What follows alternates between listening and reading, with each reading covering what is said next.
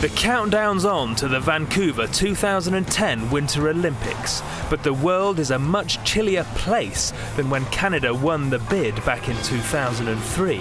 They were a very risky investment, probably the biggest investment that this province has ever made. Especially in the light of the costs currently being rolled out. There is the highway on the Sea to Sky corridor. It's costing $600 million. There's a new rapid transit line going to the airport, $1.8 billion. Taxpayers are covering an estimated $2.5 billion Canadian infrastructure bill.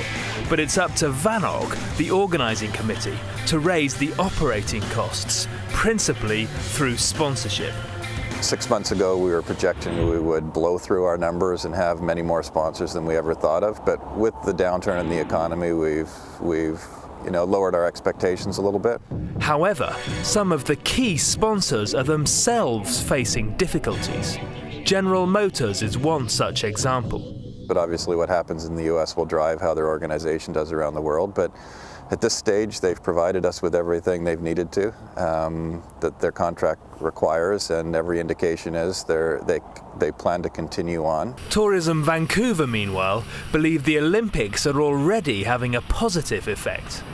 Well, I think the benefits of the Games have already begun because we're seeing the world media pay attention to Vancouver and Whistler, all of Canada, and that exposure can be converted into future visits, and that's a tremendous benefit for the tourism industry.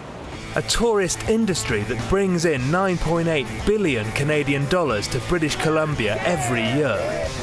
Bizarrely, however, far from providing a boost, hosting the Games could actually put potential visitors off. There has been what's called a Games time aversion.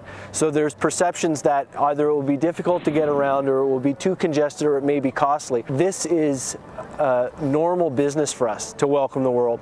And being prepared for the Games means that they won't face the congestion they may have faced elsewhere.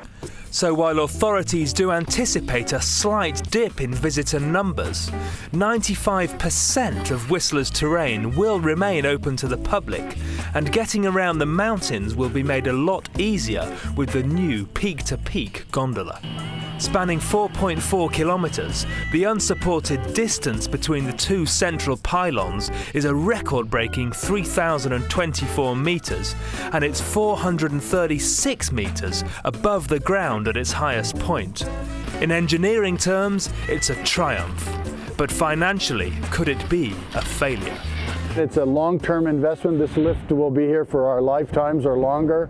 The peak-to-peak gondola is $52 million, but it's a year-round attraction. And over the past couple of days since it's been open, the vast majority of our guests are using it and riding on it. And the bigger opportunity really is in the summer, where we expect to double our summer business. Unusually for an Olympic venue, most of the infrastructure in both Whistler and Vancouver was already in place, which is just as well, as construction risks are not only financial.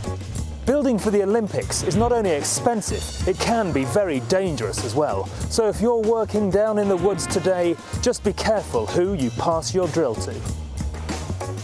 Two key developments built specifically for the Olympics are the Whistler Olympic Park, venue for the Nordic events, and the Whistler Sliding Centre. Well, there's a $100 million Canadian endowment fund in place to maintain them post-Games. Some fear they could still become white elephants.